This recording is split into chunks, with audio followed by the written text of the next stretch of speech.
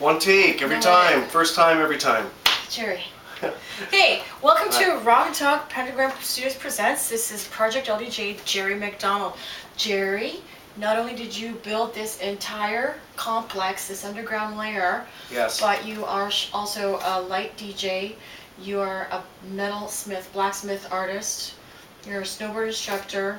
You do a lot of things. Tell us about who and where you've worked with in your illustrious life. Well, I mean, my life is chaotic, like most artists, but part of the chaos is part of the art. So that means I'm an artist that works with, I'm a projection-based artist, and I work with bands to create 3D visual images that are in time with the band. So there's a live performance that goes on in addition to the band playing.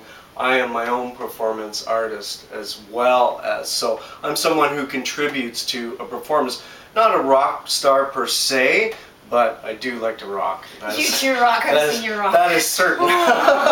Okay, last time I saw you perform was with Sin Dealer at the Bovine, and video clips of this performance are available on YouTube under Project LDJ and under Sin Dealer. So basically, you're not behind the scenes, you're in front, you're on the side of the band or close to the band, and people can see you do these projections. Tell us what kind of equipment that you use. You have a very unique setup that you've created yourself, the analog. Describe it to the audience. What I do is I use high intensity light and I revolve images on turntables. Everything is an analog signal, and what I do is I've created a flexi lens system that allows me to bend and stretch the imagery in time with the band to create a completely hardcore effect, which also helps to hit the message home that, you know, it's good to rock. It is good to rock. Also, you not only work with bands, but with your projection system. Yes. You have projected on large screens at big parties like raves and Charity Beach promise parties, stuff like that. That's true. Do you enjoy doing that kind of stuff too? Yeah. Basically, the birth of my performance art started at about 1993. Where I did big scale projections for the first time at the Atlantis Science Center rave. So that means that there was 10,000 people. I was out in the woods and I had my whole rig set up. And what happened was with that party, it was set up in the afternoon. And then, you know, the day went on and the party got bigger and bigger and bigger. And as they could afford to, as the more ravers that poured into the Science Center, just on Don Mills, what happened is they bought each room as they could afford it. So some of the organizers of that original rave was Don Burns and a bunch of people from CFNY. There was Claudio, who later turned out to be an architect, and somewhere down the cosmic line there I was designing railings in penthouses, and one of the first people that I worked in a rave is now an architect, and now I'm a builder as well, so I design like high-end stainless for This is one of my works too. This was basically just a shell. There was no floor, there was no subfloor.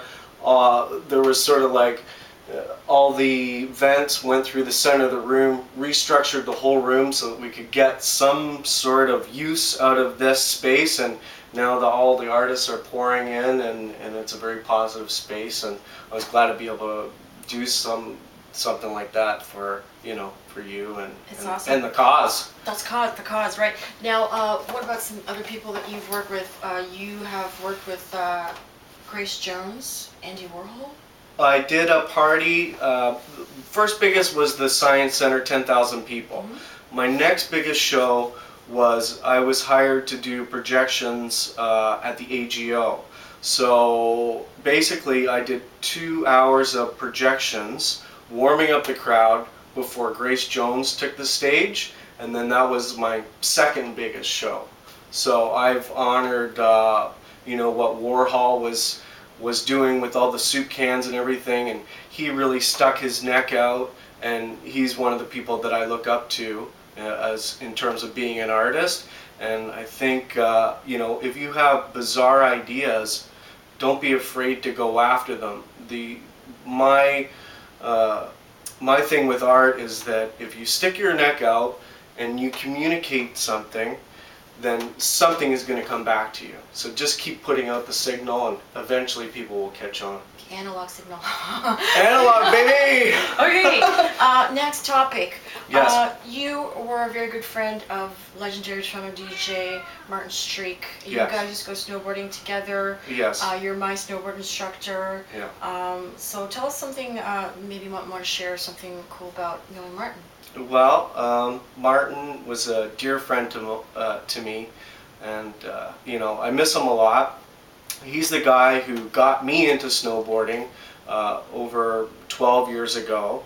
And after working, I used to work at the Phoenix nightclub as Tim Walsh's backup LD. So I would work part-time at Phoenix, and basically one night at 4 o'clock in the morning, we're all over at Martin's place. And I said, well, listen, there's this friend of mine, she's in town, she's got a snowboard. I'm not the type of person that would sort of, you know, go and rent stuff. I would just like throw myself into whatever is going on. So I ended up buying my first snowboard at 4 o'clock in the morning. And then